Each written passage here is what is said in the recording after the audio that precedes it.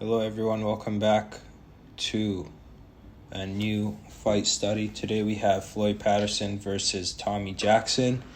Now, I did make a video about this yesterday, but I decided not to put it out and remake it because there are some things I want to add to this.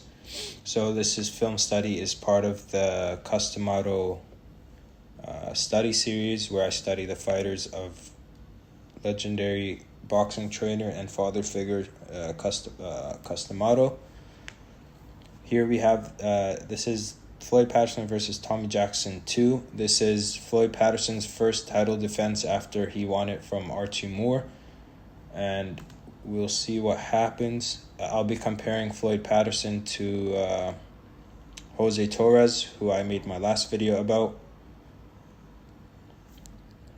Now, Floyd Patterson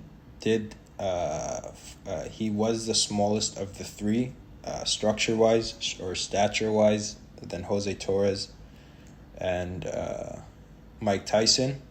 So he didn't have the same thickness to his body. So we'll see how that affects him or how that helps him.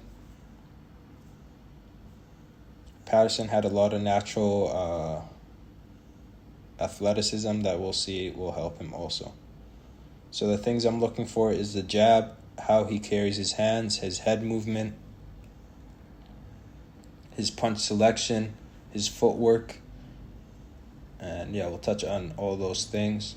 We have a slip and jab against the taller Tommy Jackson, who is a tough guy, not particularly great technician, but he is really, really tough, and you'll see what I mean after the video is over. So here we have Floyd taking those body shots, using his arms to absorb those shots and rotating his spine, and then coming back with the right hand. I also said that, what's his name?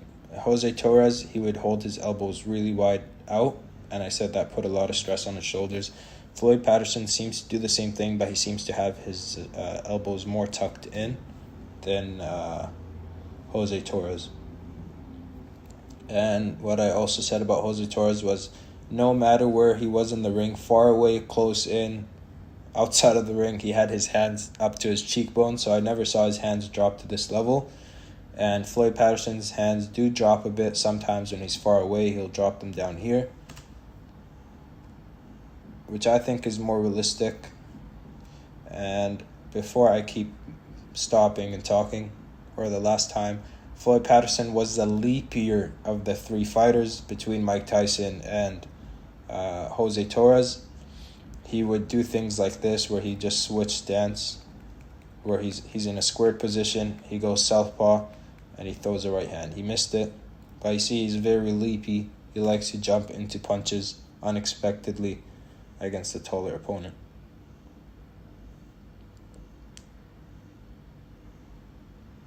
Here's a jab from Floyd, from Patterson. Nice jab right there.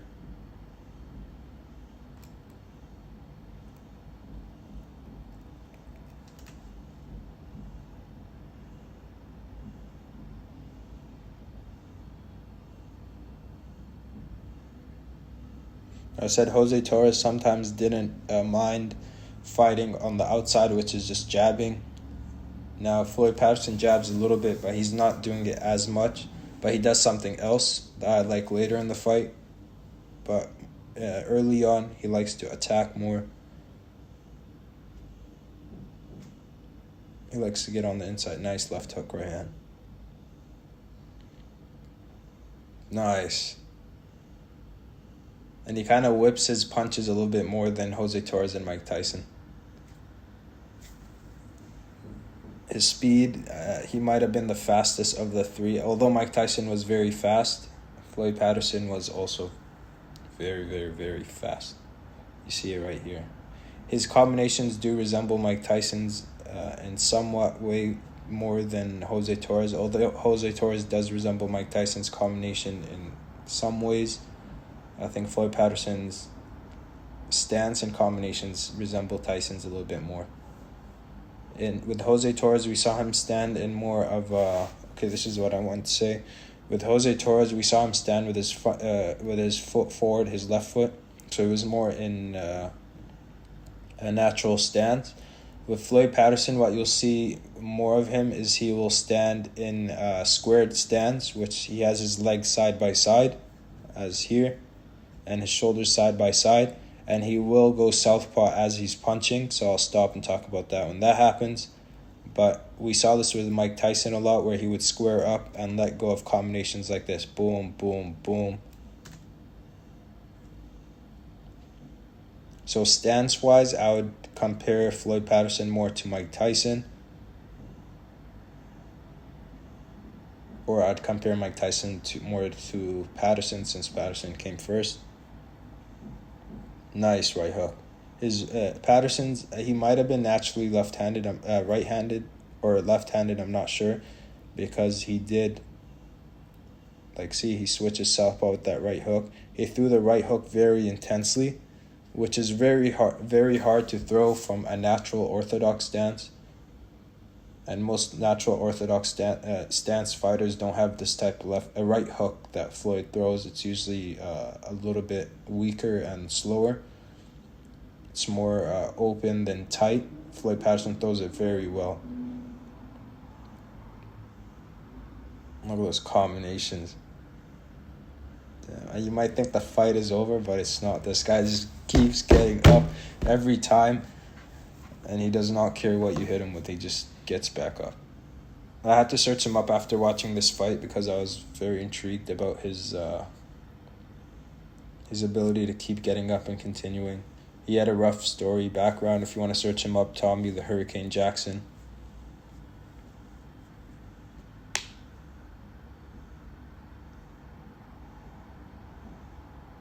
He doesn't use his jab very well in this fight.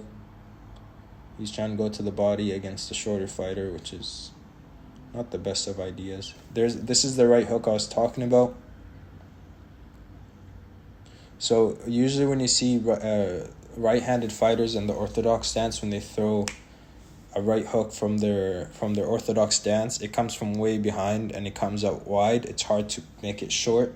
I have the same problems as many as, not a problem, but the same, I guess, weakness as other fighters. It's not natural to throw a right hook tight and hard and fast like a left hook because it just comes from so far back. But with Floyd Patterson here, you see how he's standing in a squared position, which allows him to throw that tight right hook that it's hard to even see coming. You see from here, Tommy Jackson doesn't even see it coming, and he just tight. See his elbow is like very close to his stomach. This is the same way an orthodox fighter would throw a lead left hook, or not a lead left hook, but throw a left hook that's tight. Same mechanics, but Floyd is able to throw a right hook. I think that was a good, a nice part of his style. So he did square up to throw that right hook sometimes, but his natural stance was more of an orthodox fighter.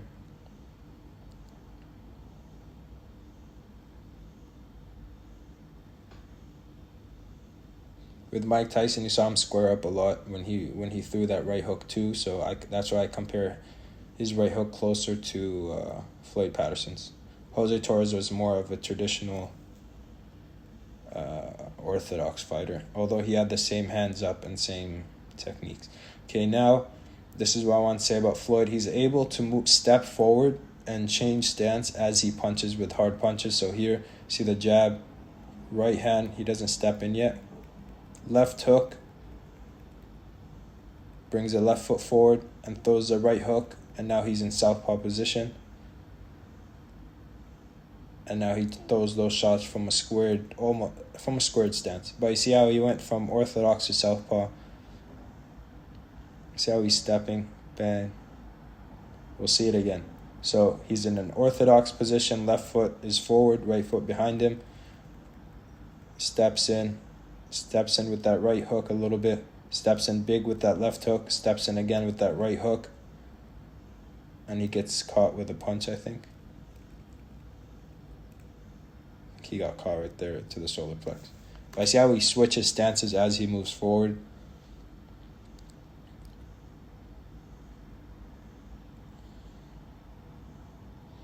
Another thing I talked a lot about, or I discredited Floyd Patterson for not using his jab as much as Jose Torres. But this is why I remade the video, because later in the fight we'll actually see him use his jab a lot more than even Jose Torres. Jose Torres used his jab throughout the fight from the beginning. Floyd Patterson uses a bit in the beginning, but he's mostly focused on getting on the inside. And that's the type of punch that Floyd Patterson threw that other fighters of his from Custom Auto didn't really do. Like, he would just jump into a punch. You don't even see that nowadays. Very hard to do. It takes a lot of natural athleticism. Now, this is another thing that I saw Floyd do is Custom Auto's other fighters, they with Jose Torres, I didn't see him catch, or he just ate jabs. He slipped sometimes, but he just had his hands up. But they didn't really do this kind of this is something that more of a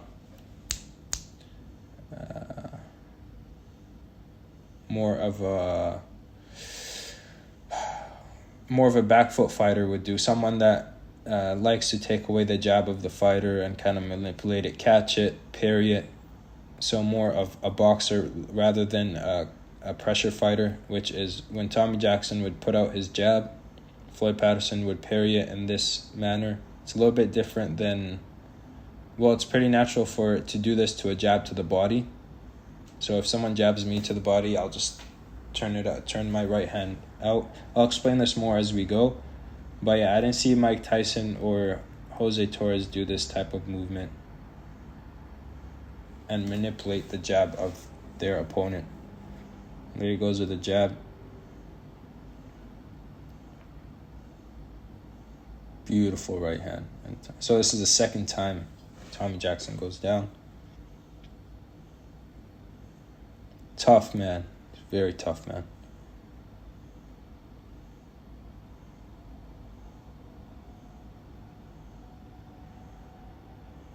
I see he just explodes.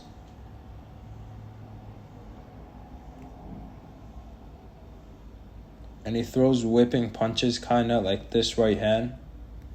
See how he just whips it in? It's like a cat almost. He just whips it in. He does rotate his body, but he just whips that right hand and then follows up with the left hook. And he whips in that right hand. See how his glove kind of whips it in. Very reminiscent of other old school fighters that whip their punches in. See how he manipulated the jab of Tommy Jackson again. Hard to see, but focus on the jab of Tommy Jackson.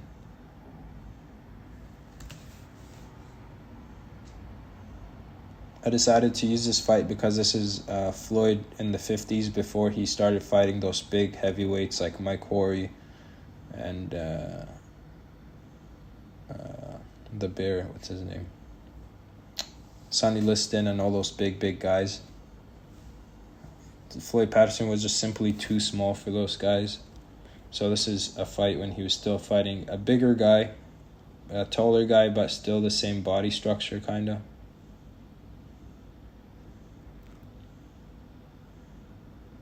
And you see Floyd is in a squared position. See how you could see the stripe of his shorts. See, if someone's more in a traditional position, you could only see one of the stripes on their shorts. Floyd, you can see both, which means he's standing side by side his feet. And then he moves. See how he goes southpaw. So when he throws a left hook, he'll step. So here, he's squared position, throws a left hook, steps in with the left foot, throws the right hook, left hook, and then steps in with that right when he throws that right hook again. Then he goes back to orthodox. So he can switch stances very well. There he takes a step back with his left foot and goes southpaw.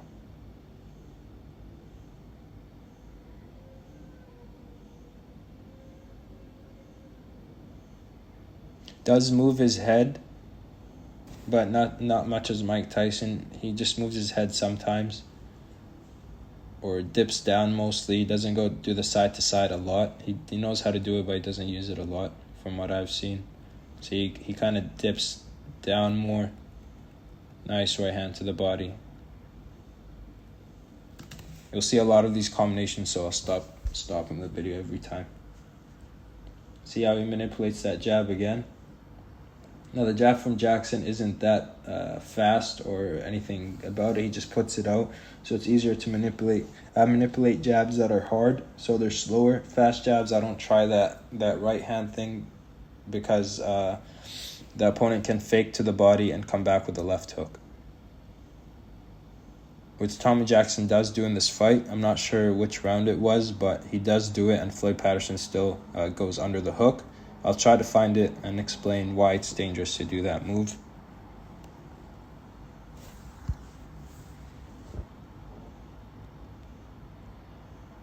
Tommy Jackson not sitting down in between rounds.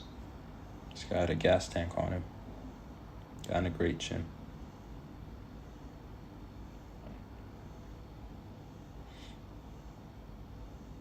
Now, this is the other thing about Floyd that I didn't see Tyson. Maybe I saw, not sure if I saw Jose Torres do a lot, but Floyd Patterson, he could move forward beautifully, but he could also move back and fight going backwards. So he won't mind taking a couple steps back.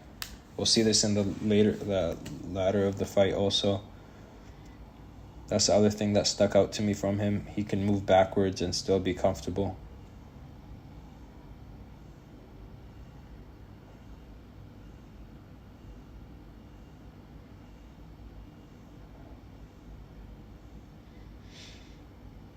Okay, now here, this is what we're going to see Floyd do more of. So I said that Floyd didn't seem to use his jab a lot, but he did throw 3-4 jabs at a time sometimes at the right time. So he knew when to use his jab. Nice jumping left hook. We saw Mike Tyson do that. We saw Jose Torres do that.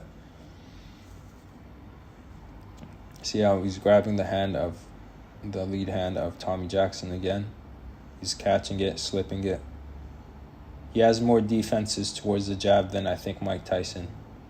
See there, he stepped back and threw the right hand, so he was more comfortable. Not more comfortable, he was comfortable also taking a step back and being the counter puncher also. He wasn't just a come forward fighter, which is not very rare, but a lot of come forward fighters, they don't practice or they're not comfortable going back. When you are comfortable going back as a pressure fighter, it makes you so much better and more complete as a fighter. And most fighters that only know how to fight going backwards, they don't know how to fight moving forward. So now you see Floyd, he tucks in his elbows here. He rotates with the body punch and blocks it. Perfect blocking technique for a body shot. You'll see him do that a lot in this fight, which Jose Torres also did. Very common for all boxers to know how to do. Basic defense. Let's see here. He looks like he threw it from a southpaw position. See, he's southpaw here. See here? Body shot comes, or before the body shot comes. He just steps back with that left foot, and then he throws that right hook beautifully. So there's two ways to change stances. You could either step forward with a punch, what we've seen Floyd do so far, which is when he throw the right hook, he would step forward with his right foot, go in the southpaw position. The other way to go in a switch stance is to step back with the lead foot. So see here, Floyd here is in orthodox position almost, or his left foot is forward. He's still pretty squared up. He takes a step back with the left foot, and now he's southpaw. So you could switch stance by either moving forward, stepping forward with the back foot, or stepping back with the front foot. And then that's how you could switch stances. Dmitry Pyrog, I don't know how to say his last name. He does that. He did that a lot. He could switch going backwards and forward. Gennaro Hernandez, he stepped backwards to change into southpaw a lot. So there are fighters that know how to switch southpaw by stepping back. I like to do that more. It's less of a risk than stepping forward to switch southpaw. Then we see Floyd controlling the jab. I didn't see Mike Tyson do this. I didn't see Jose Torres do this.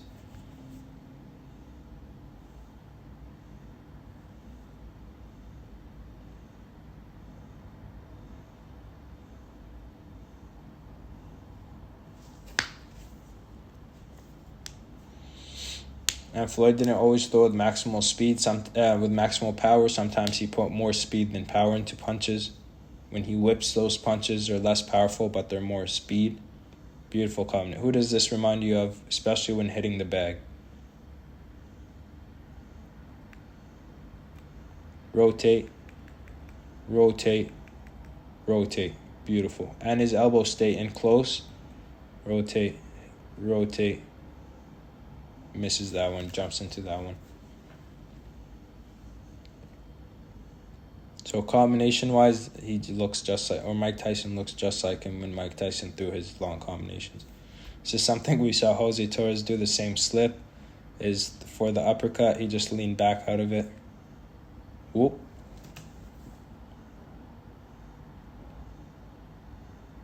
Nice double right hand.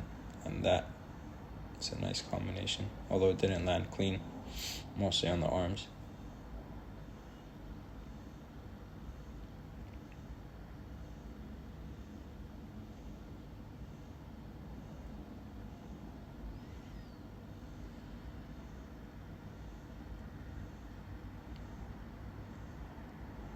I'm guessing Floyd might have been a natural left-hander because his right hook is very dominant.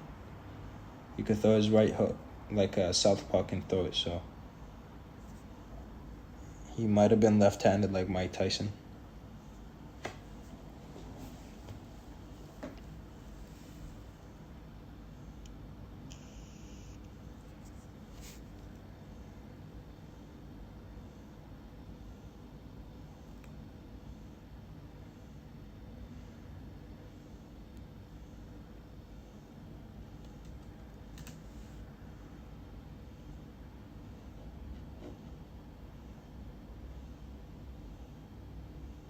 See how he rotates that body?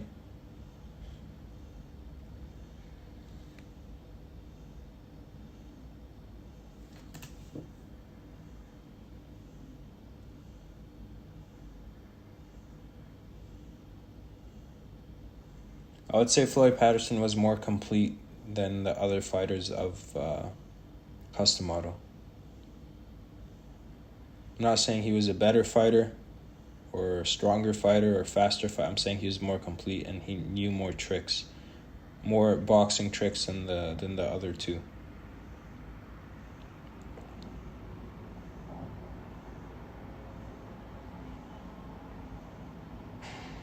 More defensive tricks, more movement tricks, more dealing with the jab. But he could also fight like the custom auto fighters, which is hands up and throw combinations. If Mike Tyson had Floyd Patterson's level of boxing ability, not fighting ability, but boxing ability, I think he would have been a more complete fighter. So he could throw combinations like that, and then he could defend and also deal with the jab. So that was, I think, a very strong point of Floyd Patterson. He was completely in a squared stance when he threw those two hooks. Beautiful. I think he was playing possum there, Tommy Jackson. Because none of those punches went low before that.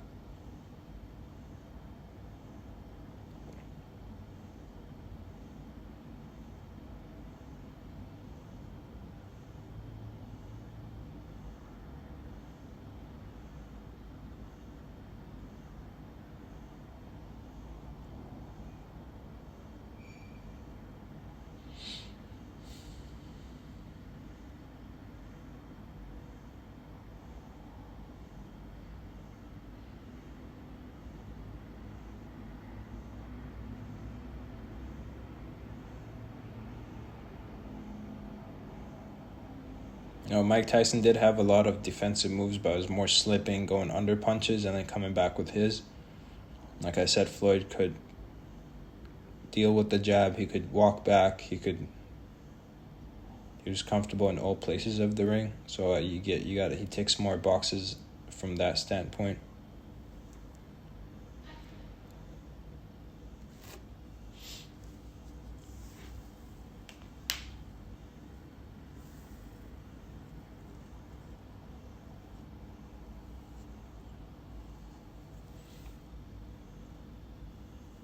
And I love these old school water bottles that they used to tape, the glass ones. I like them a lot more than the bottles we see today. I don't know why, but it's cool seeing those glass. Oh no, that's an ice pack.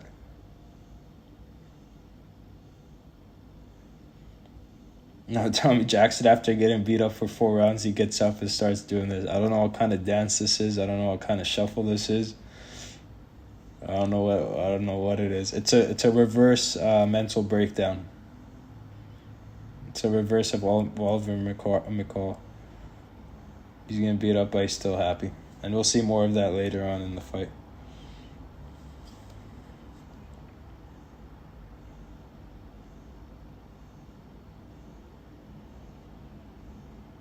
See, this is what I talk about. Maybe it's because the level of fighter, but he's still. So Floyd deals with that jab, gets rid of it, blocks that body shot. And he's walking backwards, steps back, leans back from that uppercut, jabs. He's cool here. He's cool, calm, and collected. So he's just walking back. Stops.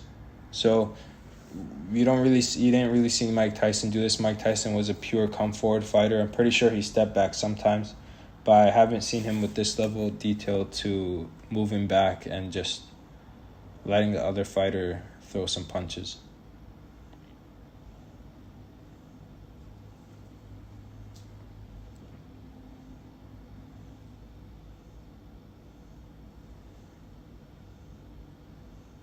Whipping wise, Floyd Tyson and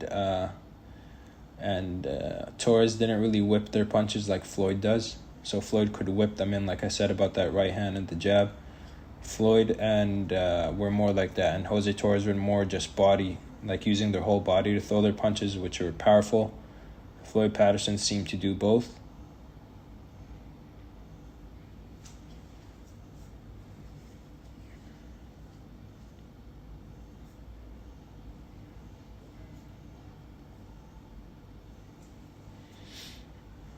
See right there, let's see what happens here. See right there, let's see what happens there. Floyd parries that jab. Again, you didn't really see Mike Tyson and Jose Torres do this. Jose Torres was okay with taking a punch to the face every now and then, a jab. Tyson, he would slip it. But Floyd manipulates the jab, parries it, catches it. Nice double right hand. Beautiful. I made a video about him yesterday at this fight, like a highlight video on Instagram, and it took me like 5 minutes. Just pure Floyd action. So this fight, his output was incredible. Now here is, I guess Jackson just didn't care. You don't do this type of stuff unless you're winning the fight. Here goes a bolo punch, and Floyd just whacks him with that right hook right there. Or that right hand. This is so much entertaining than fights we see now.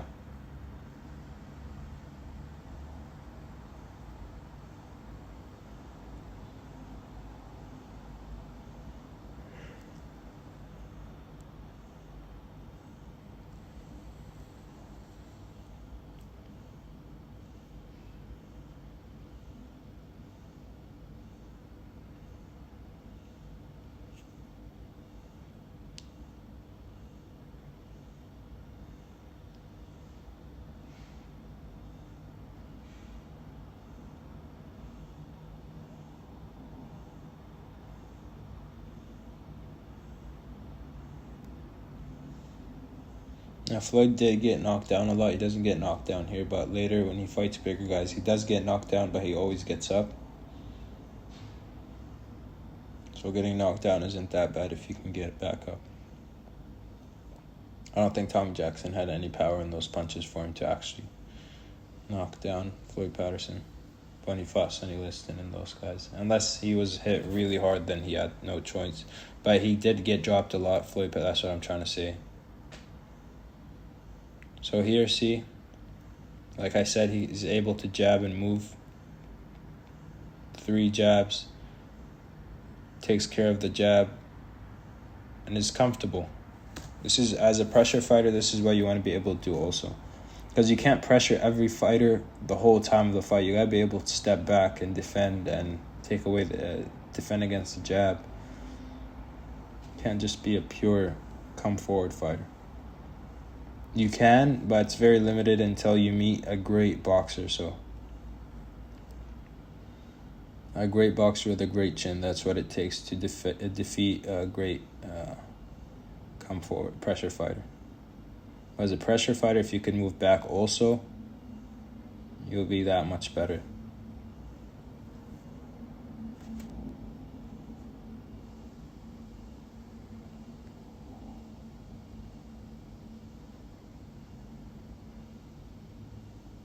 Double jab. See, Floyd? Nice right hand. See, he's able to step back with that jab and then jump in with that right.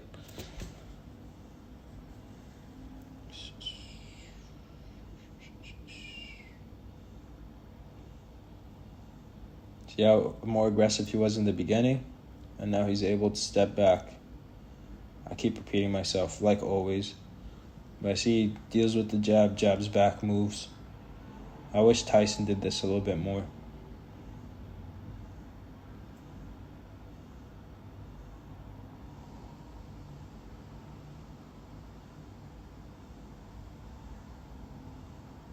See those triple jabs and then that right hook. Beautiful. If you saw someone do that today, he'd be highlighted everywhere. He'd be, oh, this guy's so good. Because Floyd Patterson did this in the 50s, it's not recognized.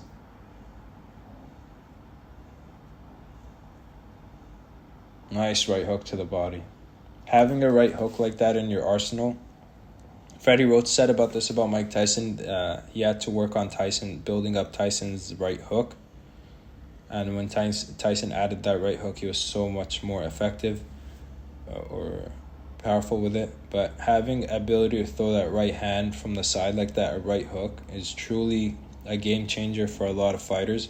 Because a lot of opponents, what they look for is the left hook, the straight right, the right uppercut, sometimes the right hook. But like I said, it's slower than usual. But if you could whip that right hook and turn it in, a short right hook that the opponent can't see, it elevates your game to like a whole different level. Because it's like you have a left hook in both arms. That's what I'm trying to say. It overloads. It gives your opponent a lot of defensive problems. Now, this is something Floyd did. We saw him just grab the jab and parry it. No, this isn't a parry. This is, I forgot the name of it, but just you put your inside of the glove on the wrist of the opponent's jab and you kind of turn it out like a deflecting motion. But Floyd does this and then bang, he throws the right hand. Misses, but it's a nice how he added that right hand after. And see, he comes in with 4 jabs. Steps back. So from a complete list of a boxer and a pressure fighter, I give it to Floyd.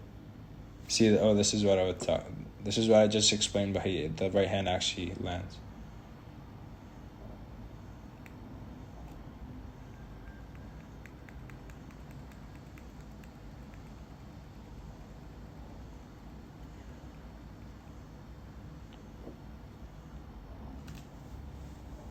Like I said, if we saw this in a highlight reel today from today's boxer, it would be saying this guy's the next big thing.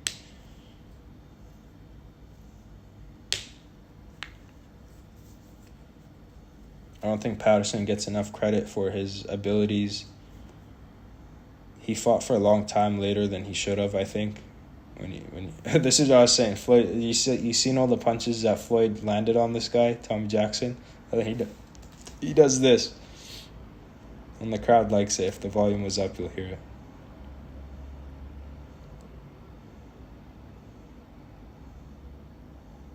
Tom Jackson, extremely tough. He wasn't a great fighter. He was a contender at most, but I think he showed up in a movie one time too. He's from Queens, Jamaica also. I wonder if his last name is Jackson. I wonder if he's related to Curtis Jackson, 50 Cent.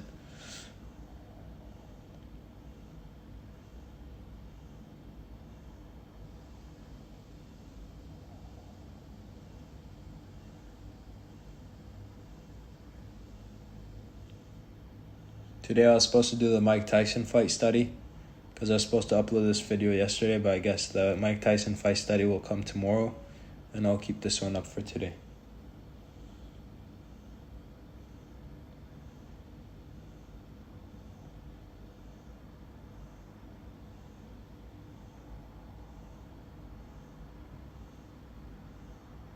So he just walks back and then moves forward. I haven't studied Jose Torres that much. I seen his fight against Willie Pastrana, but he looked more similar to Mike Tyson in that he just came forward with his hands up and wanted to hurt. Other than his jabbing from the outside, he didn't really walk back and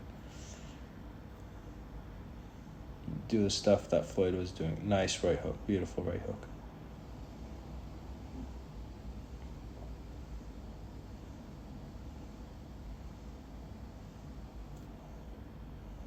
Now, Floyd, the thing about, I'll pause this a bit. I said this about the Jose Torres one, how he jabbed from the outside. Now, Jose Torres, he fought Willie Pastrana. It was a light heavyweight fight, I think, so they're both smaller in height. They're more similar in height. Floyd Patterson here is fighting heavyweight, so he starts fighting guys that are a lot taller and bigger frame than him. Same with Mike Tyson. He had a large frame, but the opponents he fought in the 80s and 90s were just so much bigger that they didn't have those size heavyweights when Floyd and Torres were fighting. So I think that's why Mike Tyson maybe couldn't do these things, because he fought such bigger men. So I feel like this type of style would best work if someone's your same height or they're not that much bigger of you. I think it's way more appropriate to use this style. But with Tyson, he used this style against guys that are so much bigger and eventually run into someone that could jab you and hold you and control you and out-strengthen you because there's no weight in the heavyweight weight class. So I think that was the drawback of Tyson in his career, was that he fought such big men, which is hard to do these kind of things to them. Floyd here is a shorter fighter, but Tom Jackson isn't that much bigger than him. Like thickness wise, if you look at the size of their legs, their arms, and their waist and chest, he's just taller than him. But he's not a Lennox Lewis. That's what I'm trying to say. Patterson didn't fight a Lennox Lewis. He didn't fight Tyson didn't fight Klitschko either. But Patterson didn't fight a Klitschko. He didn't fight those big heavyweights. Even when he fought Liston and those guys, they were still like 6 foot, 6'1". Tyson fought guys that were 6'5", sometimes 6'4". So it's really hard to implement, if you know what I'm saying. So the change in the size of heavyweights has a big role to play in this technique working. But I like what Floyd is doing by stepping back and jabbing, moving his head, defending, and also coming forward. I'm not sure who had the longer reach between him and Tyson and Torres. That also plays another big role when you're fighting heavyweight.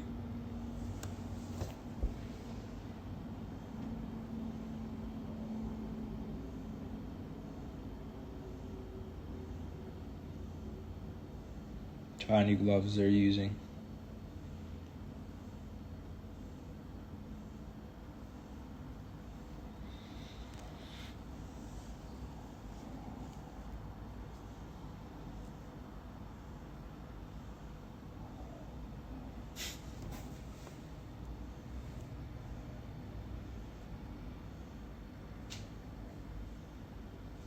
I like the sponge they're using.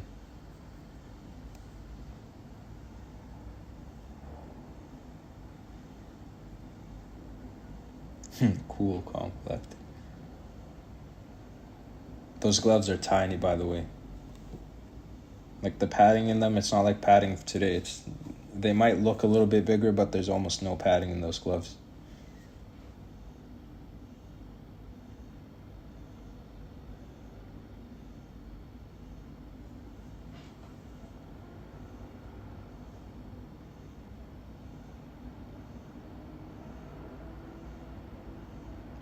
Now, I said that Floyd is dealing with the jab and stuff of Tommy Jackson very well in this fight. He outworked him in every aspect. Now, Tommy Jackson doesn't have a great jab. He doesn't use his height very well, like a Muhammad Ali or what's his name? Sonny Liston and those guys. So him dealing with the jab is a lot easier in this fight, it seems, because he doesn't have a great jab. So I'll have to watch more fights of Floyd Patterson, the guys with actually solid jabs, to see how he switches his style or what he looks or how he defends the jab if he slips more and stuff like that. So again, your style depends on not just on your style, but it depends on the opponent. If your opponent has a sloppy jab like this, it's a lot easier to deal with it than if he had a snapping jab from the outside, like a Larry Holmes jab. But imagine Floyd Patterson in this build fighting a guy like Larry Holmes with his height and his reach.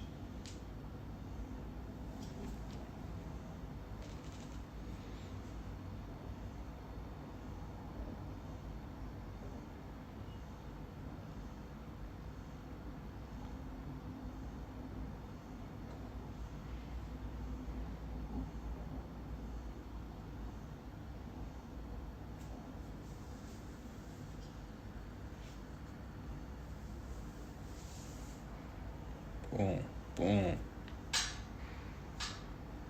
boom.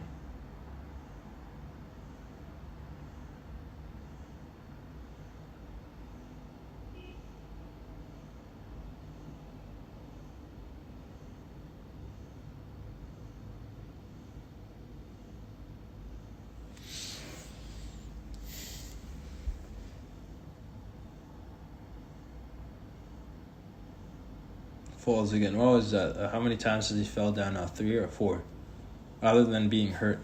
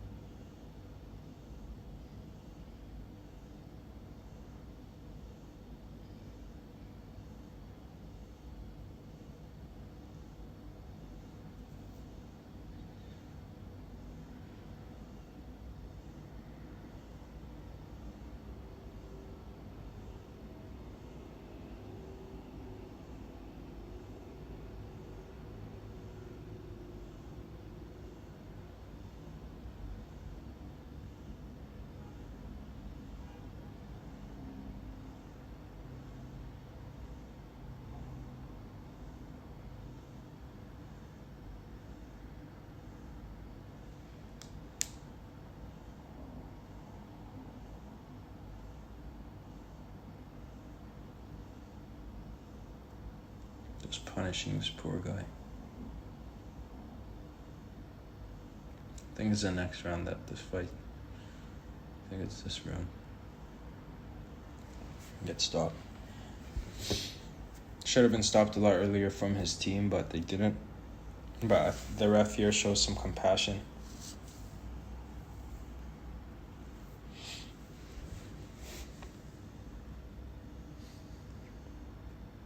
Like if this fight went on today, it would have been stopped by round like 5, I think.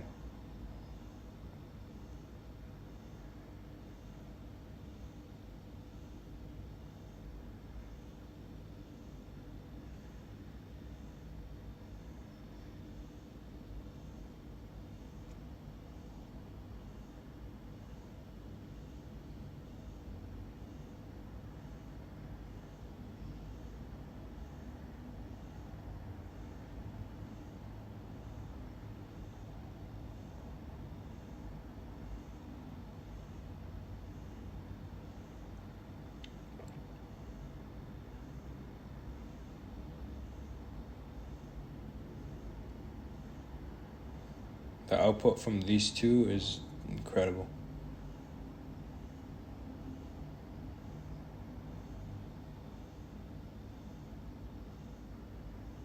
See, controlling that jab again. But like I said, this is a lot harder, that move. You can't really do it against like Larry Holmes because he's going to jab to your head. I do that move against guys that jab to the body a lot. And sometimes I don't do it over and over because it does become predictable. Bang. And the ref just feels bad for him.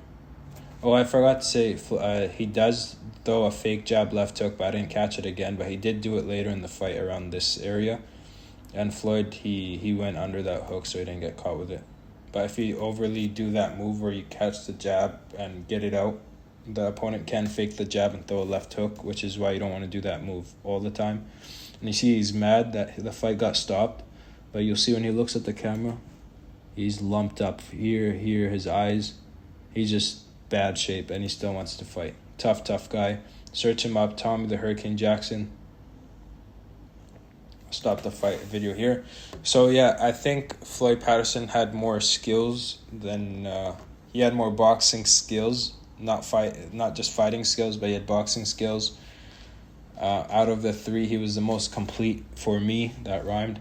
I would have to study, of course, the other fighters a lot more, but I've been studying like 2 fights of each fighter. I also watched Floyd Patterson versus another guy when he was still at middleweight or light heavy. I don't know the weight classes back then. But yeah, his ability to deal with the jab, take a step back, move his head, switch stances, throw that right hook, speed, power, whipped some shots sometimes, threw 3-4 jabs at a time. And like I say, the size of opposition gradually went up from his era to Mike Tyson's era. So the same things he would have done in this era, I would be surprised to see him do it against guys that are 6'4" and 6'5", and so on. So you gotta feel bad for Tyson in that point that he didn't fight small heavyweights. I think if he was in this era with his power and speed, he would have dominated these type of guys in the 50s, maybe also the 60s and 70s. But that's where Larry Holmes has the debate with Mike Tyson. I did do a breakdown of Larry Holmes-Mike Tyson fight if you want to watch that. I think Larry Holmes did some good stuff.